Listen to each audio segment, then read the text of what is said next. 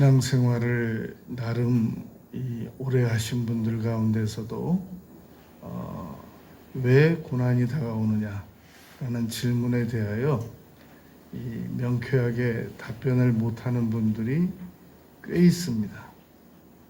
그런데 그분들이 뒤돌아보면 초등학교, 중학교, 고등학교, 대학교 다니면서 분명히 시험을 아주 많이 치른 분들이란 말입니다. 그런데 그분들에게 학교 다닐 때 왜 시험을 치렀습니까? 라고 물어보면 만약에 답을 못한다면 역시 왜 고난이 다가오게 되는지도 이해를 못하는 분들입니다. 그런데 적어도 초등학교 때부터 대학교 때까지 이 교육을 받으면서 왜 시험을 치르게 되었는지에 대해서만은 이 답을 나름 정리할 수 있는 분들이라고 한다면 그 답과 이 고난이 왜 다가오는가에 대한 답이 거의 유사합니다.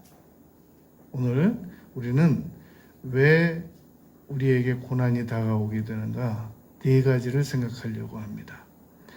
첫 번째는 하나님께서 우리를 더 나은 곳으로 이끌고 가려고 하시는데 우리가 따라들이지 않고 저항을 할 때 고난이라고 하는 것이 발생이 됩니다. 이스라엘 백성들은 애굽에서 430년간 종살이를 하게 되었습니다. 우리가 일본에게 40년 동안 식민지 생활을 했는데 그 40년 동안만으로도 이 일본식 사고에 세뇌가 된 분들이 아주 많단 말입니다. 그래서 지금도 친일 행적을 문제 삼는 경우가 바로 그 때문이란 말입니다. 그런데 이스라엘 백성들은 그것의 10배가 넘는 시간을 이 노예 생활을 했으니까, 식민지 생활을 했으니까 오죽 더 했겠냔 말입니다.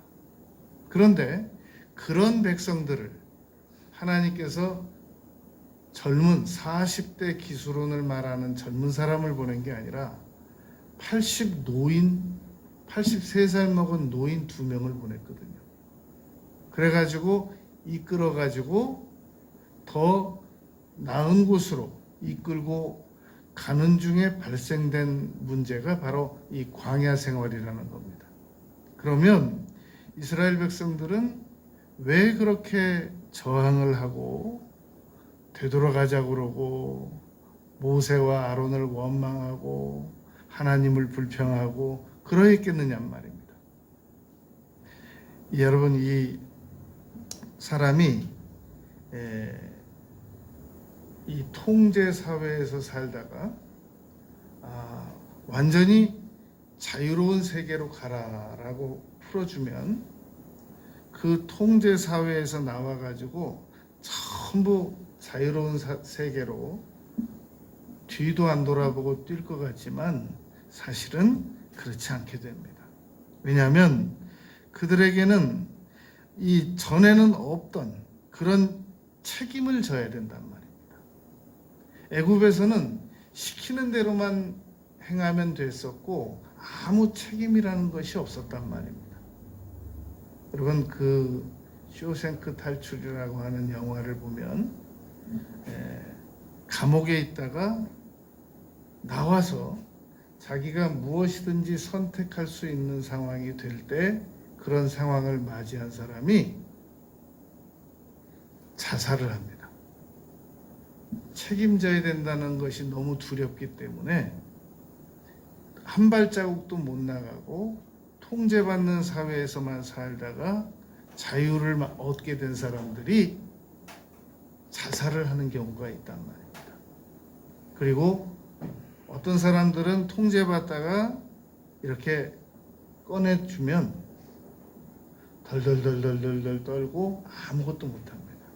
왜 그러고 있어? 그러면 나는 두렵단 말이오. 뭐가 그렇게 두렵소? 그러면 아무튼 두렵습니다. 저는 지금까지 시키는 대로만 따르던 사람이었는데 그러한 나에게 무엇을 선택해서 존중해 주겠다는 둥, 그리고 나 자신을 강하게 만들어서 보호하라는 둥, 저는 두려워서 살아갈 수가 없습니다. 그렇단 말입니다. 여러분, 이스라엘 백성들은 애굽에 있을 때 다 지켜줬습니다. 딱 두 가지만 하면 돼요. 노동하고 먹는 것만 먹으면 돼요. 잠만 자면 된단 말입니다. 그런데 할아버지 두 명이 오더니 230만 명을, 200만 명이 넘는 인원들을 이끌고 나왔고, 애굽 군대는 다시 잡으러 온다고 그러고, 홍해바다가 있고, 광야에서 아무것도 먹을 것도 없고, 삼겹살 옛날에 많이 먹었는데, 부추와 배회 이런 거 많이 먹었는데, 만나나 먹으라, 내리는 만나나 먹으라고 그러고, 얼마나 두려웠겠냔 말입니다.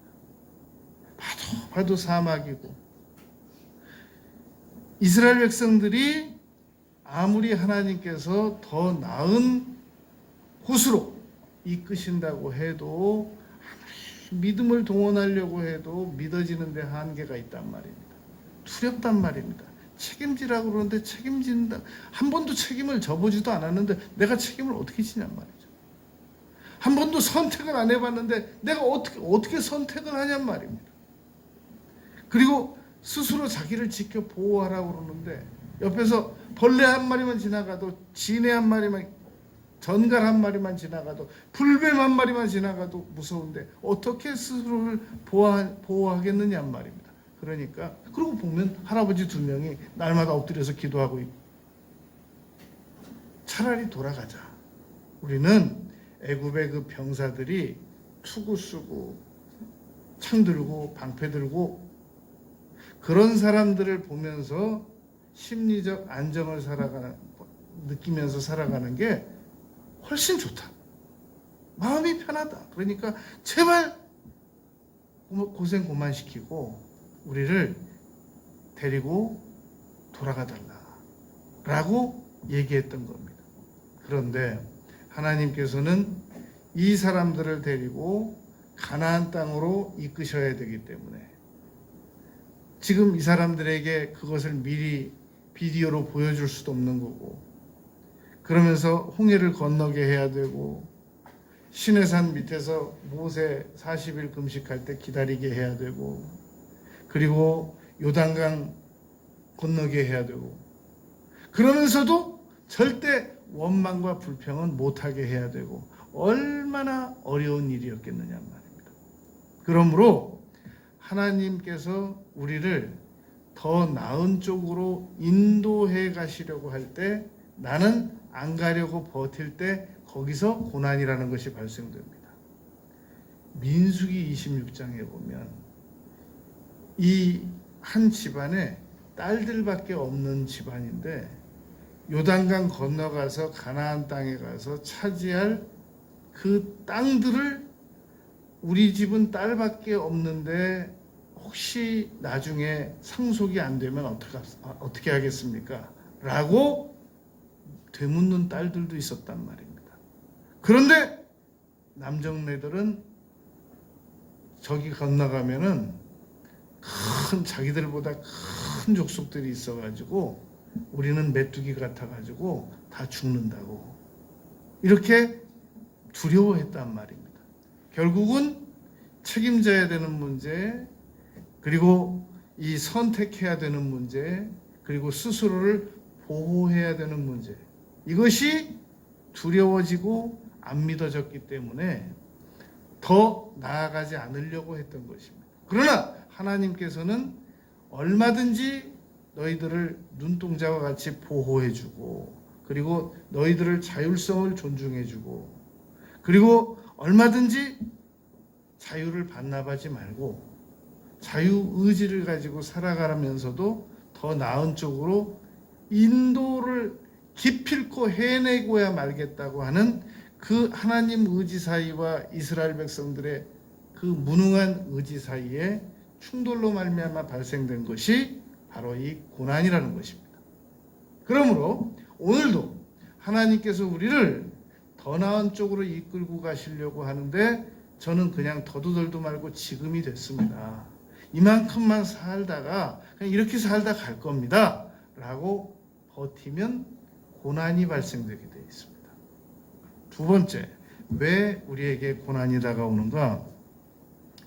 하나님께서 우리를 지금보다 더 나았게 살아가게 하시겠다는 것은 네가 누군지 알라는 겁니다. 문제는 내가 누군 줄 모를 때 고난이 다가오게 됩니다. 우리는 내가 누군 줄 알아야 된단 말입니다. 나는 누구인가에 대한 해답을 분명히 알고 살아가면 고난을 훨씬 덜 당합니다. 그런데 내가 누군가? 라고 하는 이 정체성을 모르고 살아가면 하나님께서 그것을 알게 하시기 위해서 어쩔 수 없어서 거기서 고난이 발생된단 말입니다. 나는 누군가? 라는 해답을 분명히 알고 살아가야 고난을 안 당하게 되고 덜 당하게 되고 고난을 당해도 힘이 들지 않게 됩니다. 너 누구야? 나는 말이지. 라고 답을 할 수 있어야 된단 말입니다.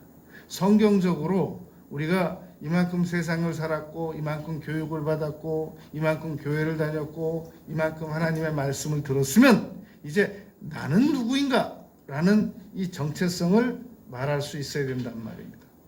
성경에서는 내가 누구인가에 대해서 창세기 1장 26절, 27절, 28절에 보면 세상을 다스리게 하려고 하나님께서 우리를 만드셨다라고 기록하고 있단 말입니다.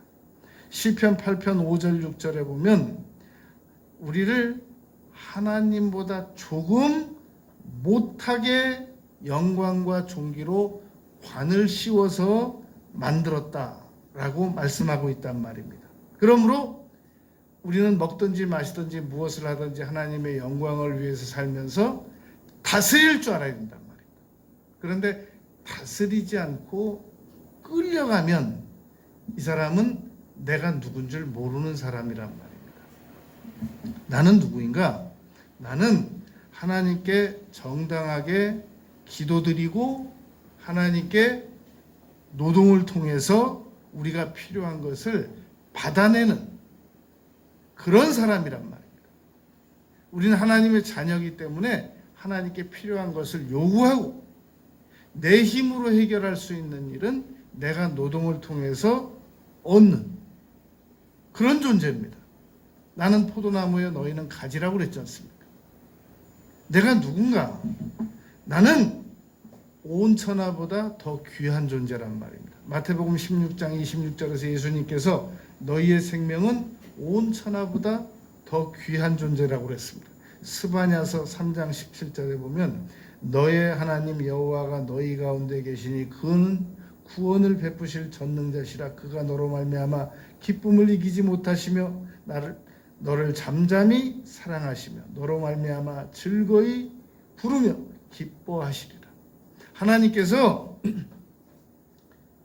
우리를 온 천하보다 더 소중하게 여기시는 그런 존재란 말입니다. 그런데 여러분 자꾸 우리가 모자란 짓 해보세요. 고난이 오겠나 안 오겠나? 나는 누구인가? 나는 하나님께로부터 절대 보호를 받는 사람입니다. 여러분 우리가 하나님께서는 우리를 독수리처럼 시력 10.0 그리고 2m짜리 날개를 주어서 살아가게 하지 않으셨단 말입니다. 하나님께서는 우리에게 호랑이 발톱, 호랑이 이빨, 사자의 이빨, 말과 같은 스피드, 코끼리와 같은 체력 이런 거 주지 않으셨단 말입니다. 하나님께서는 우리를 양처럼 만드셔서 10m 앞도 못 보게 만드셨단 말입니다. 오직 목자의 음성을 따라 살게 만드셨단 말입니다. 그러므로 나는 하나님께 보호를 받아야만 하는 존재란 말입니다. 신명기 32장 10절 이 자기의 눈동자같이 우리를 지키신다고 그랬습니다. 나를 눈동자같이 지키시고 시편 17편 8절 내가 너를 내 손바닥에 새겼다. 이사야서 49장 16절 너희를 범하는 자는 그의 눈동자를 범하는 것과 같다. 스가랴서 2장 8절. 여호와는 나의 목자란 말입니다. 나는 양이고 하나님은 우리의 목자시란 말입니다. 너희 부모 누구냐? 자기 부모가 있잖아요. 우린 고아가 아니란 말입니다. 내가 너희를 고아와 같이 내버려 두지 아니하겠다라고 말했단 말입니다. 나는 누군가? 나는 마땅히 하나님을 경외하면서 살아가야만 하는 그런 존재란 말입니다. 너의 청년의 때 공고한 날이 이르기 전에 나의 아무 낙이 없다고 할 때가 가깝기 전에 너의 창조자를 기억하라. 이 일의 결국은 하나님을 경외하고 그 명령을 지키는 것이다. 이게 전도서 12장 1절 3절 말씀이란 말입니다. 내가 누군가? 여호와를 경외하는 것은 사람으로 생명에 이르고 족하게 지내고 재앙을 당하지 아니하느니라 라고 잠언 19장 23절에서 말씀했단 말입니다. 나는 하나님을 경외하면서 살아가야 될 그런 사람이란 말입니다. 나는 하나님께로부터 받은 사명을 나의 목숨보다 더 중요하게 여기면서 살아가야 될 사람입니다. 나의 달려갈 길과 주 예수께 받은 사명은 나의 목숨보다 더 생명조차 조금도 귀한 것으로 여기지 아니하노라 라고 말씀했기 때문에 나는 내 사명을 가지고 군사처럼 살아가야 된단 말입니다. 바울 사도가 그렇게 말했습니다. 에바브로디도에게 에바브로디도야 너와 나는 하나님의 병사로 부름받았다. 우린 군인이란 말입니다. 병사로 복무하는 자는 자기 일에 얽매이지 않는다라고 디모데후서 2장 4절에서 말씀했단 말입니다. 내가 누구냐? 나는 하나님께로부터 영접하는 자 곧 그 이름을 믿는 자들에게는 하나님의 자녀가 되는 권세를 주셨다고 그랬기 때문에 나는 하나님의 자녀란 말입니다. 내가 누구냐? 나는 그리스도를 전파해야 되는 사람이란 말입니다. 그리스도인이라는 말은 그리스도를 따르는 사람들을 그리스도인이라고 합니다. 그리스도는 왕이요 제사장이요 선지자 되시는 만왕의 왕 만주의 주시기 때문에 그리스도인들은 그리스도를 따르는 사람들이란 말입니다. 내가 누군가? 나는 그리스도의 것입니다. 나는 내 것도 아니고 나는 내 부모의 것도 아니고 나는 내 것이란 말. 나는 그리스도의 것이란 말입니다. 너희도 그들 중에 예수 그리스도의 것으로 부름을 받아 로마서 1장 6절. 사나 죽으나 우리가 주의 것이로다. 로마서 14장 8절. 너희는 그리스도의 것이요. 로마서 고린도전서 3장 23절. 너희는 값으로 산 것이 되었으니 고린도전서 6장 20절. 너희는 값으로 사신 것이니라. 고린도전서 7장 23절. 너희는 우리가 살아도 주를 위하여 살고 죽어도 주를 위하여 죽나니 그러므로 사나 죽으나 우리가 주의 것이로다. 너희는 그리스도의 것이요.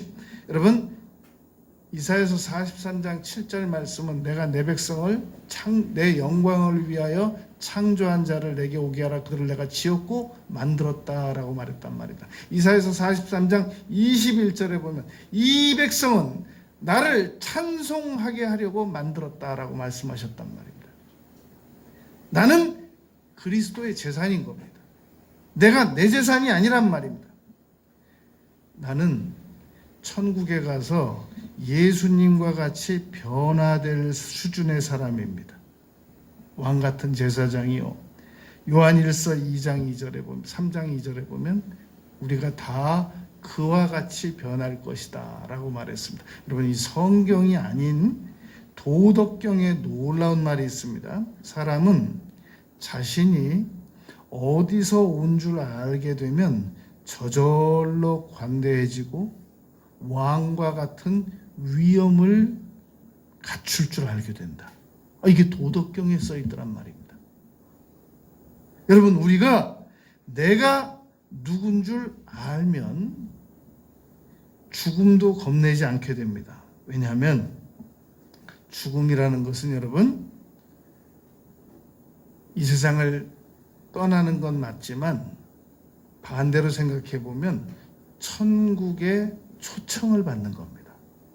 우리가 미국의 백악관에서만 초청을 받아야 대단한 일이고 천국에서 초청을 받는 것은 대단한 일이 아닌 것으로 생각하면 그것은 잘못된 생각이란 말입니다.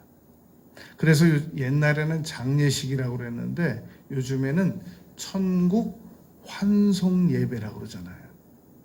그러니까 죽음이라고 하는 것은 고린도후서 5장 8절에 보면 바울 사도가 이렇게 말했거든요. 죽음의 정의를 우리가 담대하여 원하는 바는 차라리 몸을 떠나 주와 함께 거하는 것이다. 그러니까 죽음이라고 하는 것은 세상을 떠나서 주님과 함께 거하기 시작하는 것이라고 죽음의 정의를 말했단 말입니다. 여러분, 왜 우리가 한국에서 출장 가서 미국에 가서 잠잘 때 여기 지금 이제 잠자려고 한다고 그 연락 오면 하나도 안 슬퍼합니까? 미국에 잘 있으니까 안 슬퍼하는 거거든요. 언젠간 다시 만날 거기 때문에 안 슬퍼하는 거거든요. 죽음이라고 하는 거는 천국에서 그리스도에게 초청을 받아서 아무나 못 가요. 비자가 나와야 하는 거지. 근데 우리는 이미 빌립보서에 말한 것처럼 시민권을 가지고 있기 때문에 비자가 아니라 시민권을 가지고 있기 때문에 언제든지 갈 수 있는 것이란 말입니다. 우리가 천국에 언제든지 입성이 가능한 사람이란 말입니다. 내가 누구냐? 나는 남은 생애 동안 내가 올바른 선택을 통해서 얼마든지 축복을 세상에서도 받을 수 있는 그런 사람이란 말입니다. 신명기 30장 15절 16절에 보면 내가 생명과 복과 사망과 화를 너희 앞에 두었으니 생명을 밟고 이 복을 밟고 그래서 우리가 그것을 가지고 살다 가야 되는 사람이란 말입니다. 내가 누구냐라는 이런 지금 우리 10가지 특징을 가지고 분명히 알고 살아가면 모자른 짓 하지 않고 살아가면 고난이라는 게 안 다가오거나 덜 다가오게 된단 말입니다. 그런데 우리가 내가 누구라는 사실을 모르고 살아가게 되면 어쩔 수 없이 거기서 고난이 발생되는 겁니다. 왜냐하면 우리는 내 수준에 맞지 않는 짓을 자꾸 해야 되고 하나님께서는 우리를 그 수준으로 못 가게 만들기 위해서 자꾸 길을 바로 잡아주시는 가운데서 거기서 고난이라는 게 발생된단 말입니다. 그러니까 하나님께서 애굽에 살고 있는 이스라엘 백성들을 더 나은 곳으로 이끌고 가시려고 하는데 저항하면 발생되는 것이 고난.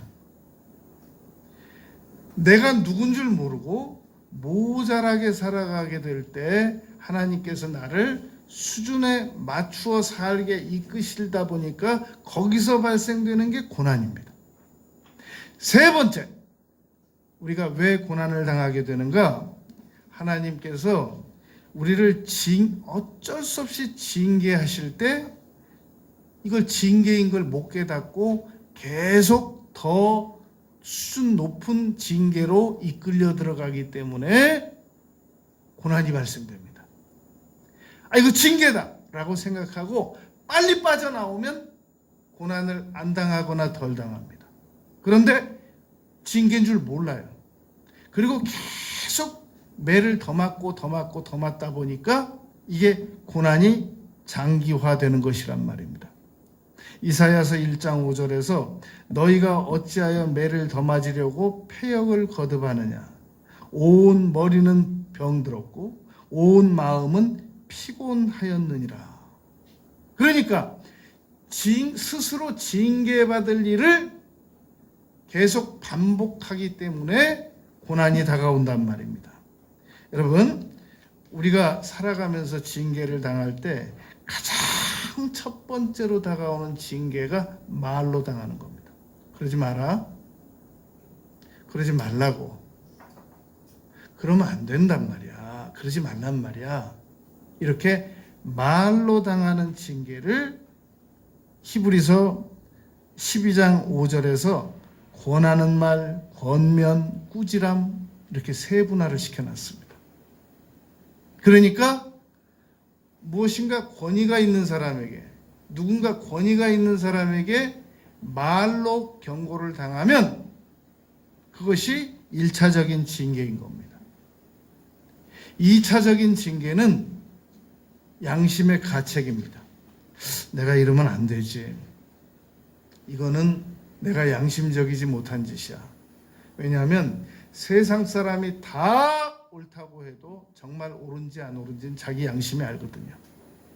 사람은 막 항변했다고 양심의 가책이 끝나는 게 아니란 말입니다. 항변 막 했는데 양심으로는 그게 아니지 라고 가책한단 말입니다. 이거 징계입니다. 그 다음번 징계가 수치심을 느낄 수밖에 없는 명예에 낮아지는 겁니다. 명예가 낮아지는 거. 이것은 내가 징계를 하나님께 당하고 있다는 겁니다. 다음 단계가 배신을 당하는 겁니다. 사람에게 속아요. 나처럼 똑똑한 사람이 속아요. 그 사람이 속았대. 그 사람이 속을 사람이야? 속았대. 징계입니다. 그리고 물질적인 어려움을 당하게 되면 역시 그것도 징계입니다. 그리고 그 다음 단계 징계가 질병이나 사고를 당하는 겁니다. 사고를 당해서 질병을 당하든지 아니면 그냥 자연 발생적으로 질병이 찾아오든지 징계란 말입니다. 관리 부족으로 오든지. 다음 단계가 어떤 징계냐면 본인이나 사랑하는 관계성자를 하나님이 데려가시는 겁니다. 여러분, 우리는 자신이 죽어서 천국 가는 것은 정말 행복한 일입니다. 그러나 내가 떠남으로 말미암아 내 주변에 있는 사람들이 고통받는 것은 그건 정말 너무 슬픈 일입니다. 그렇기 때문에 내가 천국 가는 것은 축복이지만 내가 떠남으로 말미암아, 내가 기한 전에 떠남으로 말미암아 내 주변에 있는 사람들이 고통받는 건 징계란 말입니다. 그러니까 우리는 할 수 있거든 징계를 안 받거나 덜 받아야 된단 말입니다. 그런데 우리가 징계를 경히 여기다가 내 사랑하는 자들아 징계를 경히 여기지 말고 라고 히브리서 12장에 말씀했단 말입니다. 진짜 무서운 징계가 있습니다. 죽음보다 더 무서운 징계가 있습니다. 무슨 일을 하든지 내버려 두는 거예요. 너는 네 마음대로 살아. 너는 네가 법을 만들어 가지고 그 법 네가 따르면서 너는 그대로 살아. 그리고 하나님께서 내버려 두시는 거예요. 무슨 일을 하든지 내버려 두는 겁니다. 사울 왕을 40년 동안 내버려 두는 것처럼 여러분 사울 왕이 사무엘상 15장에서 범죄를 시작했잖아요. 하나님께서 데려가셨습니까? 내버려뒀습니다. 무당 점쟁이를 찾아가든지 제사장 85명을 그 일가족을 다 죽이든지 3,000명을 데리고 다윗을 잡으러 쫓아다니든지 말든지 내버려뒀어요. 그리고 40년째 될 때 아들 셋과 함께 전쟁터에서 데려가셨단 말입니다. 이건 무서운 징계입니다. 그런데 죽음보다 더한 징계거든요. 그리고 마지막에 지옥으로 가도록 내버려 두는 거예요. 왜 고난이 다가오느냐? 징계를 빨리 못 알아보는 겁니다. 징계야. 누구한테 말 한마디만 딱 들어도 이거 징계다. 이거 징계야. 그거 징계인데. 그거 징계 전 단계인데. 이 징계를 못 깨닫고 무시하고 모르는 척하면서 살아가면서 왜 고난이 다가오는지 나는 이해할 수가 없다고 말하는 그리스도인들이 대단히 많습니다. 여러분, 우리가 끝으로 왜 우리가 고난을 당하게 되는가? 이건 뭐 너무 많은 종류이기 때문에 하나님의 뜻을 순간순간 어기면서 살아가기 때문에 고난이 다가옵니다 라고 뭉뚱그릴 수밖에 없단 말입니다. 자연 법칙 그대로는 하나님의 뜻이란 말입니다. 그런데 사람은 누군가에게 공감받아야 할 때 공감을 받지 못하면 거절당한 것만큼 고통을 느끼게 돼 있거든요. 그런데 우리가 너무 공감 능력이 없어요. 그리스도인인데, 그리스도인이 아니라도 공감 능력이 있어야 될 터인데 우리가 그리스도인인데 너무 공감 능력이 없어요. 하나님께서 어쩔 수 없이 고난 당하게 하십니다. 너는 공감 능력, 네가 고난을 당해봐야 공감 능력을 좀 기르든지 할 거 아니겠니? 그리고 하나님께서 명령하신 거, 이거 작은 명령이든 큰 명령이든 지켜야 되는데 안 지켜요. 그리고 적당히 뭐 다윗도 그랬다더라, 뭐 모세도 그랬다더라, 아브라함도 그랬다더라. 하나님께서 회개할 기회를 더 주시지 않겠냐? 더 좀 참아주시지 않겠냐? 이 핑계 저 핑계 되면서 하나님 명령 따르지 않고 살아간단 말인데 어떻게 고난을 당해요? 자, 옛날에는 작은 일 하나 있어도 막 금식하면서 회개했어요. 요즘에는 얼마나 뻔뻔해져가지고 전혀 회개도 안 하고 살아간단 말입니다. 어떻게 고난 안 당하겠어요? 옛날엔 그래도 꼬박꼬박 기도 시간 정해놓고 기도도 드리고 노력하고, 요즘은 기도도 안 해요. 어떻게 고난을 당하겠어요? 하나님께서 계속해서 더 나은 삶을 살아가게 하시기 위해서 우리를 이끄시는데 이것을 안 따라가는 겁니다. 여러분, 아주 흑심한 눈보라가 치던 그런 날이었습니다. 기차가 달리고 있었단 말입니다. 아기 어분 이 엄마가 자꾸 일어섰다 앉았다 창밖을 내다보다가 그 옆에 앉아있는 똑똑한 그 젊은 친구가 말했습니다. 아주머니 왜 그러시는데요? 이 아주머니가 아기와 함께 내릴 역을 말해줬단 말입니다. 그 제가 분명히 압니다. 어느 역 다음 역입니다. 그 어느 역을 도착했어요. 그리고 다음번에 기차 설 때 내리시면 됩니다. 이 아이 입은 엄마가 그 똑똑한 청년이 일러준 말이니까 뭐 의심하지 않죠. 다음번 기차 설 때 내렸단 말입니다. 근데 이 기차가 섰다가 바로 덜컹하고 바로 출발한 겁니다. 잠깐 고장나서 정차한 건데 그 눈보라통에 아이 입은 어분 엄마가 그 청년 말만 듣고, 그 똑똑한 청년 말만 듣고 내렸다가 기차 움직이는 거 다시 못 탔단 말입니다. 여러분, 우리는 성경 말씀을 믿어야지 어설픈 남편 말 듣고, 어설픈 지나가는 사람 말 듣고, 어설픈 잘못된 정보 듣고, 그리고 고난으로 빠지는 거예요. 아무도 책임져 줄 사람이 없어요. 왜 우리가 고난을 당하게 되느냐? 우리 양심이 잘 압니다. 뭐 반드시 고난은 죄 때문이 아닙니다라고 곳곳에서 말합니다. 심지어 신학자들까지도 얘기해요. 고난은 반드시 죄 때문에 다가오는 것이 아니다. 그러나 그렇게 말하는 그 사람도 고난이 다가오면 자기 죄를 살펴보게 돼 있단 말입니다. 오늘 본문 말씀입니다. 고린도전서 10장 13절에 보면은 사람이 감당할 시험 밖에는 너희가 당한 것이 없나니 내가 당하는 시험은 나만 당하는 게 아니고 다른 사람들도 당하는 고난입니다. 창세 이래로 이 세상에 태어났다가 고난 안 당하고 간 사람은 없단 말입니다. 그러니까 사람이 감당할 시험 밖에는 너희가 당한 것이 없다. 나만 당하는 게 아니다. 공평하신 하나님이시다. 그런 말입니다. 오직 하나님은 미쁘사, 하나님은 판단착오가 없으십니다. 행정처 직원들은 판단착오합니다. 의사 선생님들 판단착오합니다.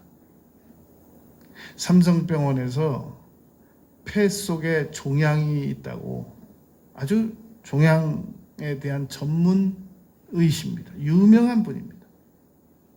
그래가지고 폐에서 종양을 제거한다고 해서 수술을 했는데, 종양 있는 폐는 두고 그 위에 폐를 잘라냈어요. 그래서 다시 가서 항의를 했더니 그 선생님은 종양이 있는 폐를 맞아 잘라야 된다고. 하루아침에 폐가 없어진 거예요. 그래가지고 사과를 요구하니까 사과 안 해요. 소송 걸었습니다. 병원 측에서 이 폐 한쪽 다 잘려나간 환자에게 7억 준다고 제시했습니다. 이 사람은 7억 안 받고 그 의사 선생님을 처벌해달라고 지금 소송 중입니다. 세상에 여러분 정확한 건 없어요. 하나님만 정확합니다. 하나님은 미쁘시사, 미쁘사, 너희가 감당하지 못할 시험당함을 허락지 아니하시고 우리보다 우리를 더 잘하셔서 우리의 능력에 맞게, 힘에 맞게, 바울 사도가 나는 살 소망까지 다 끊어졌었다. 다 나를 떠났고 아시아에서 내가 살 소망까지 끊어졌었다라고 고린도 교인들에게 고백했는데, 그래도 하나님께서는 너희가 감당하지 못할 시험당함을 허락지 않으신다라고 말씀하셨단 말입니다. 시험당할 쯤에 능히 너희로 피할 길을 내사 능히 너희로 감당하게 하셨다. 충분히 깨달았다 싶으면 계획 즉시 중단해요. 히스기야 너는 와야 돼 라고 말했는데, 히스기야가 벽 쳐다보고 기도하고 깨달으니까 그냥 일체 더 이상 따지지 않고 15년 더 연장시켜 주셨단 말입니다. 요나가 계속 저항하고 거역해서 바닷 물속으로 내려보냈는데, 그 바닷 물속에서 회개하니까 물고기 보내셔서 다시 불러 올리셨단 말입니다. 여러분, 히스기야가 받은 바 마음이 교만하여 그 받은 은혜를 보답하지 아니함으로 진노가 그와 유다와 예루살렘에 내리게 되었다라고 했습니다. 여러분, 지금 이거 우리가 잘 읽어야 되거든요. 역대하 32장 25절에 보면 히스기야 왕이 마음이 교만해가지고 그 받은 은혜를 하나님께 보답하지 않음으로 말미암아 그 진노가 그 나라 유다와 그 도시 예루살렘과 온 백성들에게 임했단 말입니다. 이것이 여러분 우리가 대통령을 잘 뽑아야 할 이유란 말입니다.